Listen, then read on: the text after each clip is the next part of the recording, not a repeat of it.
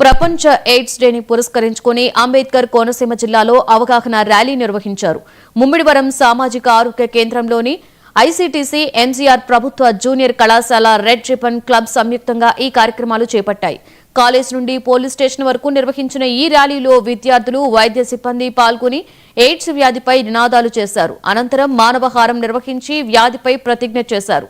HIV పరీక్ష చేయించుకోండి, సమాచారం తెలుసుకోండి, సురక్షితంగా ఉండండి అనే నినాదంపై అవగాహన కల్పించారు. ఈ కార్యక్రమంలో ఆసుపత్రి సూపరింటెండెంట్ డాక్టర్ వై లోకేష్, కళాశాల ప్రిన్సిపాల్ పి లక్ష్మీ ప్రశాంతి, ఆశా వర్కర్లు పెద్ద ఎత్తున పాల్గొన్నారు. ఈరోజు డిసెంబర్ 1 కావున మా వరల్డ్ ఎయిడ్స్ డే కింద పరిగణిస్తామండి. ఈరోజు 2025 December 1 world AIDS day theme get everyone tested and stay safe అని. అంటే మనం ప్రతి ఒక్కళ్ళు టెస్ట్ చేయించుకుంటే ముందు జాగ్రత్తగా తెలుస్తుందండి. ఎక్కువ రిస్క్ గ్రూప్ వచ్చేసి sex workers, female sex workers, truck drivers, next drugs తీసుకునే యువత. ఇప్పుడు ప్రస్తుతం యువత డ్రగ్స్ వీటికి బానిసలు అవుతున్నారు. వీళ్ళు ఒకరి నుంచి ఒకరికి యూజ్ చేసి నీళ్ళు యూజ్ చేయడం వల్ల ఒకరి నుంచి ఒకరికి ఈ ఎయిడ్స్ స్ప్రెడ్ అయ్యే ఛాన్స్ ఉంటుందండి.